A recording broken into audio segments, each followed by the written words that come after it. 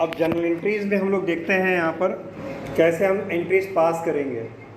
तो फॉर्मेट आपके सामने है जर्नल का, date, particular, LF, debit amount, credit amount. जो भी अकाउंट डेबिट होगा, जो भी अकाउंट, देखिए डेट में आप डेट मंथ जो भी आपका वो लिख देंगे कंप्लीट डेट। उसके बाद पर्टिकुलर में जो अकाउंट डेबिट होगा उस अकाउंट का नाम DR और उसका अमाउंट डेबिट वाले कॉलम में लिख देंगे। जो अकाउंट क्रेडिट होगा उसको नीचे अगली लाइन में टू लिखकर थोड़ी जगह छोड़ के लिखेंगे, लेकिन याद रखिए। और देखिए क्रेडिट जैसा DR वर्ड लिखा है ना, वैसे क्रेडिट वर्ड CR नहीं लिखा जाता, उसकी जगह क्या आ जाता है टू, तो टू और उसका अमाउंट क्रेडिट साइड पे लिख देंगे। कोई डाउट? और नीचे बीइंग लिखकर रीज़न लिख देंगे कि आपने वो ट्रांजैक्शन क्यों किया। ठीक है? तो देखिए यह नॉर्मल इंस्टीट्यूट्स वगैरह में क्या होता है कि कुछ ट्रांजैक्शन जैसे पेपर पे लिख के दे दिए तो जनरल एंट्री करिए, लेकिन रियल लाइफ में ऐसा नहीं होता। रियल लाइफ में आपको डॉक्यूमेंट्स देखकर एंट्री करनी होती है। अब आप बोलोगे सर डॉक्यूमेंट क्या होता है? यार आपने सामान खरीदा तो बिल इश्यू किया कि मिला आपको, अगर आप बेचेंगे तो आप सामने वाले को बिल इश्यू करेंगे।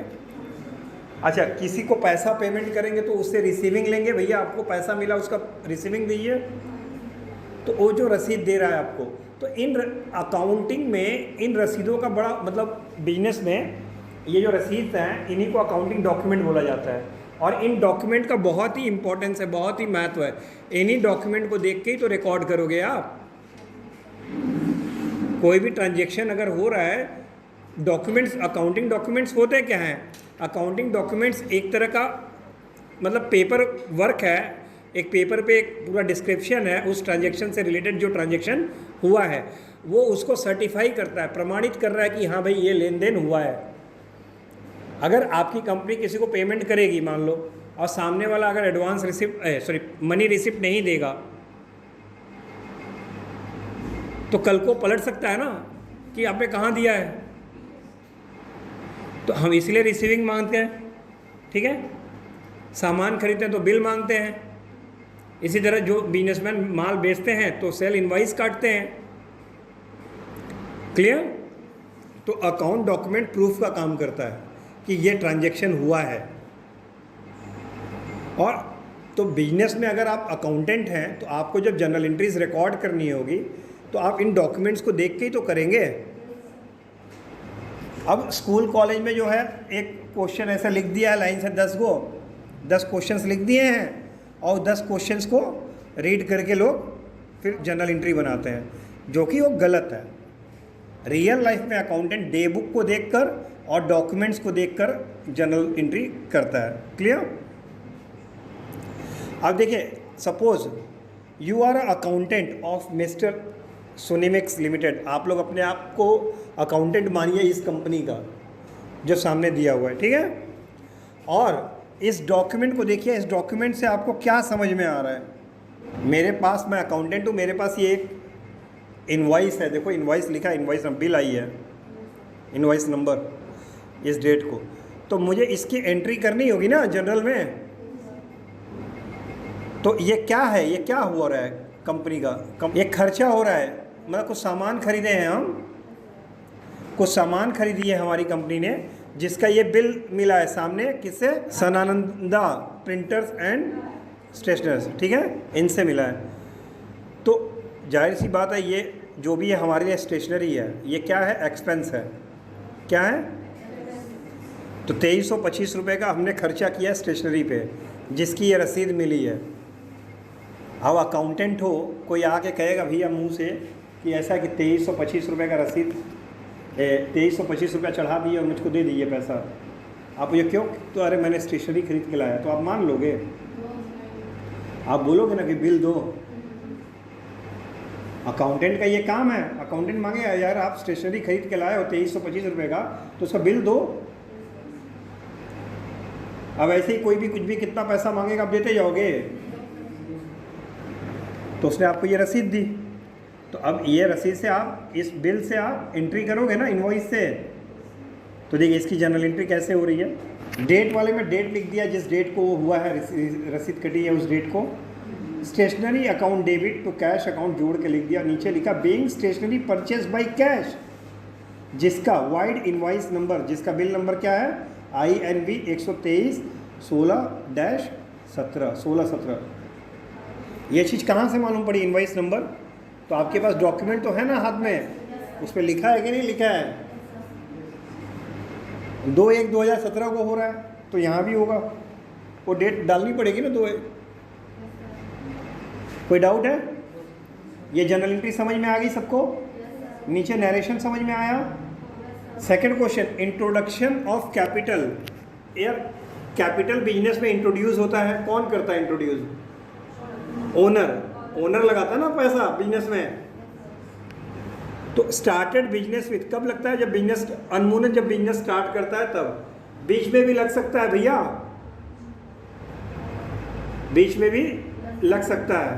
तो देखिए, started business with cash ₹50,000 on January 1, 2017। तो एंट्री क्या? बिजनेस में कैश आ रहा है भाई, आप तो बिजनेस के अकाउंटेंट हो ना, तो बिजनेस के लिए आप लिखोगे ना कि बिजनेस में मेरे पैसा आया इतना, तो आपने लिख दिया 1 जनवरी 2017 cash account DR 50,000 to capital 50,000। ठीक है, being business started with cash. ये एंट्री समझ में आई? अगर मालिक जब बिजनेस में पैसे लगाएगा और बिजनेस स्टार्ट करेगा तो क्या एंट्री होगी? कोई क्वेरी? आगे, purchase goods of ₹14,000 from Sunil on Jan 3, 2017। यार जब भी गुड्स परचेस करते हैं तो आंख बंद करके परचेज अकाउंट होता है, उसमें तो कहीं सोचने की कोई गुंजाइश ही नहीं है। तो सबसे पहले देखिए, आपने डेट में डेट लिखा, पर्टिकुलर में purchase account debit to Sunil. अब यहाँ पे सुनील का नाम क्यों आया? क्योंकि आपने पैसा नहीं दिया, आपने उधार खरीदा। ठीक है, अब आप बोलोगे कि सर वहाँ तो कहीं नहीं लिखा है कि उधार खरीदा, वहाँ तो सीधे लिखा है purchase goods of ₹14,000 from Sunil. ये तो कहीं नहीं लिखा है कि क्रेडिट पे खरीदा है। तो यार ऐसे ट्रांजेक्शन जब भी होते हैं जिसमें कैश वर्ड नहीं लिखा हो, तो ये अकाउंटिंग रूल है, उसको आप क्रेडिट मान लेते हो। क्या मान लेते हो? Credit. It is accounting rule. Okay, अगर वहां लिखा होता purchase goods of ₹14,000 from Sunil by cash, तो यहां पे टू सुनील की जगह क्या होता? टू कैश अकाउंट होता। अगर लिखा होता बाई चेक तो यहां पर टू बैंक अकाउंट होता। समझ में आ रहा है यहाँ पे सुनील का नाम क्यों आया है? हाँ ठीक है, क्रेडिट है भाई, याद रखना है ना कि सुनील से उधार लिया है। अगर कैश होता तो क्या होता? टू कैश आता। चेक से होता तो टू बैंक आता, क्योंकि पैसा आपके खाते से जाएगा, बैंक खाते से। कोई डाउट? देखो सबको ये क्लियर होना चाहिए, वहाँ पे टू सुनील क्यों आया है और वहाँ पे टू कैश कब आ सकता है।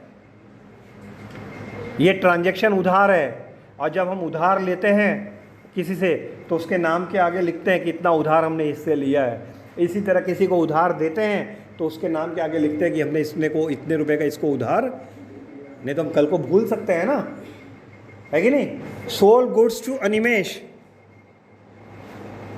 अनिमेश को माल बेचा है 5,000 का, तो सेम जैसे खरीदा था वहाँ परचेज, जब बेचते हैं तो सेल्स आ जाता है ऑटोमेटिक, सेल्स अकाउंट, और वो क्रेडिट होता है। अब उधार बेचा है तो अनिमेश के नाम से लिखेंगे अनिमेश अकाउंट डेबिट 5,000 और टू सेल्स अकाउंट 5,000। अगर मान लो अनिमेश को कैश बेचा होता तो इसका मतलब रुपया मिला तो कैश अकाउंट डेबिट होता ना। अगर नगद माल बेचा होता तो क्या हुआ? पैसा मिला ना, पैसा आया कैश, तो कैश आएगा तो कैश अकाउंट डेबिट होगा। लेकिन भाई पैसा तो आ नहीं रहा है, तो Animesh account debit 5,000 to sales 5,000। अगर किसी को प्रॉब्लम है तो बोल सकता है अनिमेश की जगह कैश क्यों आएगा सर? कैश उस कंडीशन में आएगा जब अनिमेश को हम नगद माल बेचेंगे। तो जब मैं उसको नगद माल बेच रहा हूँ तो मुझे कैश रुपया दे रहा है 5,000, तो रुपया आएगा तो कैश अकाउंट डेबिट होता है। कल से पढ़ा रहा हूँ यार, ठीक है। तो वहाँ कैश दिया टू सेल्स हो जाएगा, लेकिन अभी उधार है इसलिए वहाँ पे अनिमेश अकाउंट दिया टू सेल्स है। Any doubt? Return goods to vendor, देखिए वेंडर को मैंने माल वापस किया, मैंने गुड्स मंगाया था उसमें कुछ खराबी निकल गई कुछ सामान में, तो मैं उसको वापस कर रहा हूँ। Out of goods purchase from Sunil on 3rd Jan 2017, goods value 2000 was return, मतलब 2000 का 2017 को जो परचेस किए थे उसमें 2000 का सामान हमने रिटर्न कर दिया। कब किया? 5 जनवरी को, ड्यू टू इन्फीरियर क्वालिटी, उसकी क्वालिटी अच्छी नहीं थी। तो भाई सुनील को वापस तो कर रहे हैं, लेकिन सुनील से तो खरीदे थे ना, तो हम खरीदा हुआ माल वापस कर रहे हैं, तो सुनील पाने वाला हुआ, तो सुनील अकाउंट डेबिट हो जाएगा, बिकॉज पर्सनल अकाउंट का रूल है debit is a receiver. To आपका क्या जा रहा है? परचेज रिटर्न, खरीदा हुआ माल वापस। तो जब खरीदा हुआ माल वापस जाएगा तो वहाँ पे कौन सा अकाउंट बनेगा? Purchase return. और परचेज रिटर्न अकाउंट हमेशा क्रेडिट होता है, यह हमेशा क्रेडिट होता है।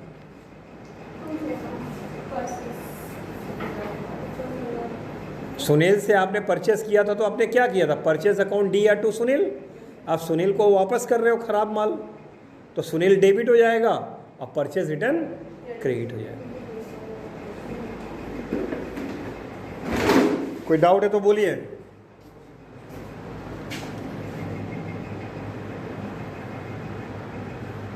ठीक है ना?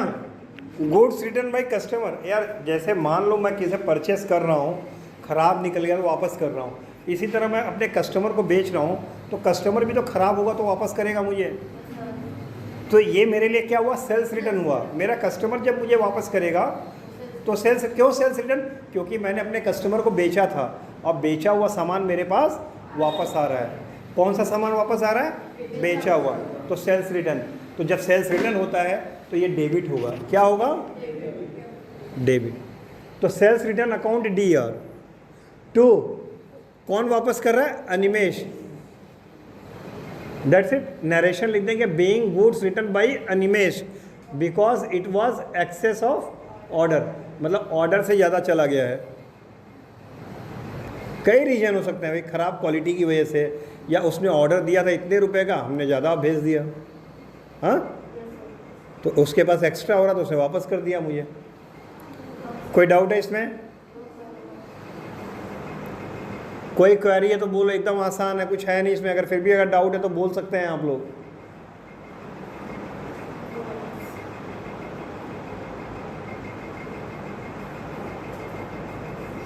और ये बिजनेस की बहुत आम बातें हैं। हम किसी को माल बेचते हैं, ख़राब होने पे वो लौटाता है, एक्स्ट्रा होने पे लौटाता है, तो इन सबको रिकॉर्ड करना पड़ेगा ना। बेचा है उसको रिकॉर्ड किया, वापस आएगा तो उसको रिकॉर्ड नहीं करोगे। Received cash of ₹5,000 from Animesh, Animesh से 5,000 रुपये रिसीव किया, तो कैश अकाउंट डेबिट। भाई पैसा आएगा तो cash account debit to Animesh 5,000। भाई जो दे रहा है उसके नाम से भी तो खाता बनाएंगे ना, कैसे याद रहेगा किसने दिया है?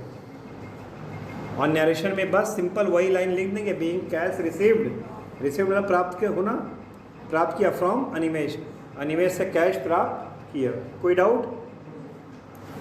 Payment of cash to vendor, vendor को पेमेंट किया है, जिससे हम माल खरीदते हैं। वेंडर मतलब जिससे हम खरीदते हैं, हमने उसको पेमेंट किया है। तो Sunil account D R 4800 to cash 4800, being cash paid to. Okay, any doubt? Deposit cash of ₹10,000 into bank, bank में 10,000 रुपये जमा किए, तो आपके बिजनेस से कैश जा रहा है तो कैश क्रेडिट होगा, और बैंक में आ रहा है तो बैंक डेबिट होगा। Bank account D R to cash account. अच्छा बच्चे ये बताओ, बैंक में पैसा डाल रहे हो तो बैंक खाता भी तो आपके व्यापार का ही है, बिजनेस का ही है, और कैश अकाउंट भी तो आपके बिजनेस का ही अकाउंट है ना। तो जब बिजनेस के दो अकाउंट में अगर कोई फंड ट्रांसफ़र होता है, ठीक है, बिजनेस के ही दो अकाउंट में अगर कोई ट्रांजैक्शन होता है या फंड ट्रांसफ़र होता है तो ऐसे ट्रांजैक्शन को कॉन्ट्रा एंट्री बोलते हैं। क्या बोलते हैं? देखिए उसके आगे सी लिखा है ब्रैकेट में, सी इसीलिए लिखा है क्योंकि ये कॉन्ट्रा एंट्री है। एलएफ वाले कॉलम में देखिए ब्रैकेट में सी लिखा है, उसका मतलब कि ये कॉन्ट्रा एंट्री मतलब आपके ही बिजनेस के दो लेजर के बीच में, आपके ही बिजनेस के दो लेजर के बीच में कोई ट्रांजैक्शन हो तो उसको कॉन्ट्रा एंट्री बोला जाता है। कोई doubt? Cash withdrawn from bank, bank से कैश विड्रॉ किया है मतलब भाई बिजनेस कर रहा हूँ मैं, अब मेरे पास बिजनेस में कैश की कमी है, चलो बैंक से निकाल ले आता हूँ। तो कैश आया बिजनेस में, कहाँ से आया? बैंक से। तो कैश डेबिट, बैंक क्रेडिट, तो कैश अकाउंट दिया टू बैंक, ये भी कॉन्ट्रा एंट्री है, दोनों बिजनेस के ही अकाउंट है। क्लियर? नरेशन में लिख देंगे being cash withdrawn from bank. Any doubt? Paid salary of ₹8,000 to Raju, Raju को 8,000 रुपये की सैलरी पे की है बाई चेक। तो भैया यहाँ राजू के नाम से लेजर नहीं बनेगा, इतना याद रखना। हमारे यहाँ जो स्टाफ काम करते हैं, हम अपने अकाउंट्स की बुक में उसके नाम से लेजर नहीं बनाते। तो यहाँ सैलरी अकाउंट बनेगा। क्या बनेगा? क्योंकि आप सैलरी दे रहे हो ना, खर्चा हो रहा है आपका, एक्सपेंस किस फॉर्म में हो रहा है? सैलरी के फॉर्म में। तो सैलरी अकाउंट बनेगा। सैलरी एक तरह का खर्चा है तो नॉमिनल अकाउंट हुआ। नॉमिनल अकाउंट ये कहता है कि खर्चे को डेबिट करो, लॉस और एक्सपेंस को डेबिट, तो सैलरी अकाउंट डेबिट हो जाएगा 8,000 रुपये टू बैंक अकाउंट 8,000 रुपये। दोनों आपके ही बिजनेस के अकाउंट हैं। तो बैंक चेक नंबर, जो भी चेक पे नंबर होता है वो नंबर लिख देंगे। Issued for payment of salary to Raju, Raju को सैलरी देने के लिए चेक इश्यू किया। ये एक लाइन में आपको नरेशन लिखना होता है, ठीक है? और कुछ नहीं है, जो क्वेश्चन है वही नरेशन होता है, उसी को इंग्लिश में ट्रांसलेट करके लिखना है।